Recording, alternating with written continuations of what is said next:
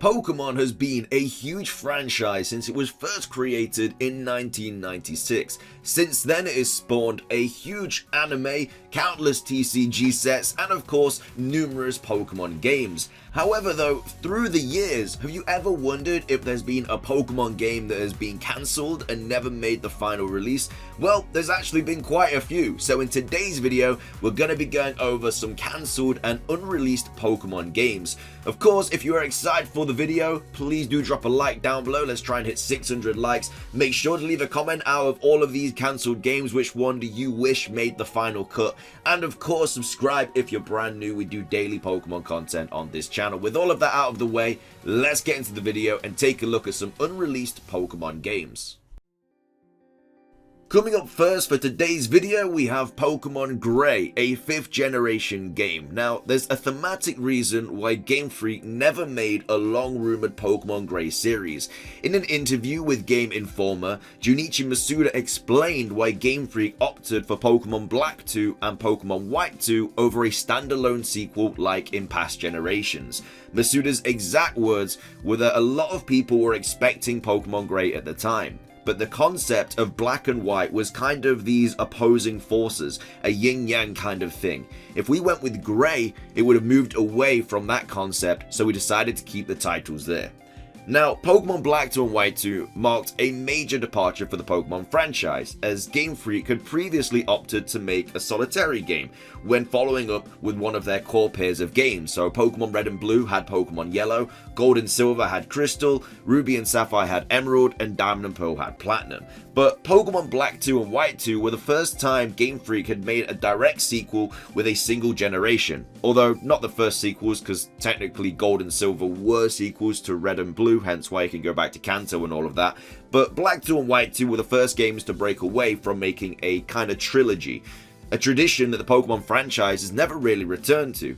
In the same interview, Masuda also indicated that there were no plans to stop releasing remakes of older Pokemon games. He said, "I don't think we're focused exclusively on making all new stuff. I think it's important. The nostalgia factor is one thing, to give these memories, this content, another chance to shine for new players. And as a player myself, I enjoy that kind of thing as well."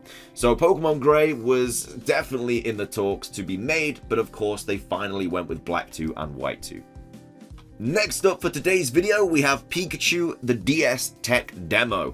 Now, this tech demo is for the Nintendo DS and it was available at E3 in 2004, and it was used to show what the Nintendo DS was capable of.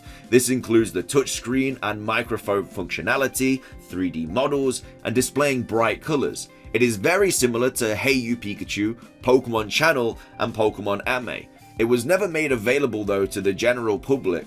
However, it was later implemented into Pokemon Dash's title screen, although it was very much stripped down. The gameplay really just involved playing with a 3D model of Pikachu at a location called Pokemon Park, and there were 7 main game modes and an items option. So who knows if this was going to be some sort of game for the DS that was never released and they just used components of it for Pokemon Dash or what, but either way it was technically a cancelled Pokemon game. The next Pokemon game for today's list is Pokemon Pink. Now this was very recently discovered, and I'm talking about a couple months ago, in about April of 2020. And though Pokemon games usually come in pairs, it might still surprise you to hear Pokemon Pink was supposedly considered as a companion game for 1998's Pokemon Yellow. A reported leak of Gen 1 development material references this mystery game, which might have had a Clefairy or a Jigglypuff as its mascot Pokemon. So all the code that you can see is on the website Reset Error, which I will link in the description down below, and it basically refers to a pink package as well as a yellow package. So Reset Error also points out that Pokemon Yellow also had a comprehensive set of audio files of the Pokemon from the Japanese anime in the sound folder, which means that Game Freak might have actually had plans for Pokemon Yellow and Pink to use digitized Pokemon voice clips for all of the Pokemon and not just Pikachu. The Reset Error post contains a link to a WAV file of Diglett's new cry, but it sounds absolutely horrible. It stands as a good example as to why Pokemon Yellow actually just stuck with digitizing Pikachu's voice exclusively and not everything else. Now, of course, we all know that the yellow in Pokemon Yellow refers to Ash's Pikachu, but where does the pink in Pokemon Pink come from? Well, there's more than one pink Pokemon, but the best answer is Clefairy. Clefairy is Red's first Pokemon in the first Pokemon manga, Pokemon Pocket Monsters. Not only that, but the Game Boy camera also had a Japan exclusive frame that pairs Pikachu and Clefairy. There's a chance that this frame might have been made when Pokemon Pink was still being planned, if it was ever being planned at all. Who knows, maybe Pokemon Yellow was supposed to have a side game being Pokemon Pink, but I guess we'll never know. Coming up next for today's video, we have Pokepark Fishing Rally for the Nintendo DS. Now, this was a fishing game that was only available as a DS download play demo.